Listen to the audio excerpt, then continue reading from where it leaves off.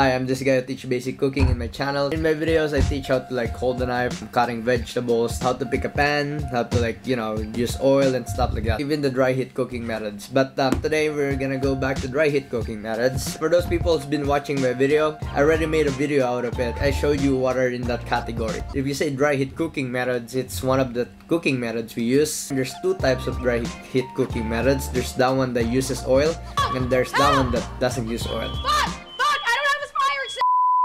Thing is, there's so many teachings that people care about that. Some people don't even care about that. From what I experienced, I'm gonna teach you everything I know from the dry heat cooking method, so you know how to use them. And plus, once you learn this, you will understand why the recipe is like that. There's always like a pattern of how to do things, right? So I'm gonna start off with these three types. I already showed it in the last video, from sweating, sauteing, and searing.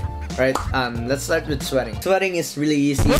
Think of this, sweating and sauteing, they're just like the opposite. The thing in sauteing is we use high heat. The thing in sweating is we just use low heat. And that's what I meant by like the opposites, right? Because one is just using high heat and one's just low heat. Sweating is not a recipe, it's more like a technique. The meaning of sweating is to like, to release the flavor of the food or aroma. Most common in onions, garlic, anything really that you want to like release the flavor. Since we cook it in low heat, the ingredients shouldn't go brown or they don't want to color it. If I said want to color it is the more you cook the food in higher heat, the more they're gonna go burnt and there's color. I'll give you an example. Alright, let's say you want to do a fried rice. Okay, the first step is you have to fry the flavorings or aromatics. Let's say you want to use an onion or garlic. That's the first thing you need to fry. You can either saute it or you can even sweat it. First thing in, garlic and shallot. Just like what I'm saying is you can sweat or saute, since the difference is just like the temperature of the thing. So let's talk about sauteing. Okay, sauteing is the coolest thing in cooking, and everything you see cook, the thing they're always showing up is sauteing, right? Actually from French, most of this thing are from French anyways. It means to jump. Anyways, if you hear sauteing, you're gonna hear pan tossing, because when we're cooking in high heat, we have to toss the pan in order to like mix it, or you can even mix it with a spoon. Trust me, you'll hear this a lot, or you'll see this a lot in cookbook or recipes, right? It's always saute, spelled as S-A-U-T-E, saute. People in the movie showed it, or even Gordon Ramsay showed it before. Any cook will show it to you. Before you saute, always remember that ingredients should be cut into small pieces, right? So it's not awkward when you're like flipping it.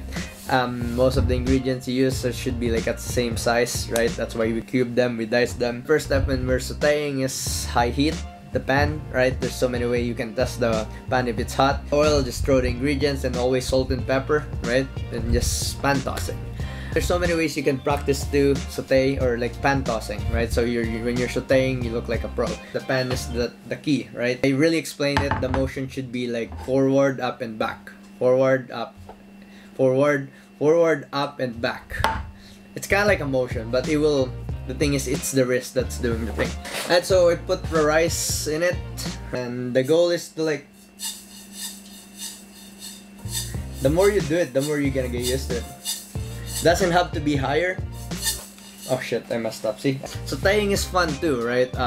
You can literally saute anything and put it wherever food you want, right? I'm gonna teach you a basic recipe, right? You can cook a chicken and you can saute any, let's say you want an onion, peppers, or mushroom, then you can put it in chicken, right? Or let's say in steaks, usually people want onions and mushroom with their steak, so saute it and put it in the steak. And yeah, by just like that, you will enjoy cooking. Also, don't forget to use an oil that's suitable for the cooking, right? Yeah, so the last thing I'm gonna teach you is called searing. Okay, searing is used a lot in cooking too. Cooking technique that I didn't learn and I didn't understand back then when I was a kid, so I was kind of pissed when I just learned this like after 5 years or so. So the reason why we do searing is we want to color the food so they look nice, right? They look like, if you brown them, especially in steak, right? We sear them.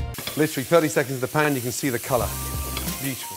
So the thing I realized when I learned about sear or searing, right, that I thought it's the opposite of the sauteing. If you're sauteing, you use a little ingredients in a high heat. The searing is you use a big chunk of ingredients in a high heat. Like I said, the goal is to like color the food, but not to cook it fully. I'll give you tons of example where we use this. Right, if you say stew, anything stew, right, the first thing is you sear or you saute the ingredients. Pot roasting, you sear the big chunk of meat to color them, then you throw them in the oven. Same thing as braising. Yeah, there's so many ways you can use searing. I'll give you an easy example. You can even sear the chicken like how I showed it to you, then throw them in the oven, right? Also, the thing I heard about searing is why people sear the big piece of meat is in order to trap the juice when you're baking them. But what I heard, it's not true, okay? Just notice your parents or your mom or your dad or whoever you've seen cooking and trying to realize like what are they doing. Alright, so yeah, I just made a video out of it again, so I want to explain it to you fully and I want you to like really learn it, right? It's really easy to learn this, like seriously. Remember those 3 for now, and those are the easiest basic of, you know, dry heat cooking methods. Alright, so yeah, this is actually the very basic of cooking. I had friends who go to college and I checked his book, and he actually this thing I'm teaching is what they're teaching them, and right, I'm just really happy because I'm teaching what they're teaching. So hold into this knowledge, and soon I'm gonna show you how to use them. Alright, hope you understand, and really I hope it really doesn't give you a headache or something. Alright, so the next thing I'm gonna show you is we're gonna move to more dry heat cooking method. Alright, it's just part of this too. Okay, I'm gonna show you how to butter foods, like BATTR, like what I'm saying, and I'm gonna show you how to bread foods, like, you know, tempura, breaded chicken, breaded something again. Just hang on and don't forget to leave a like and subscribe to this channel, and there you go. Happy cooking.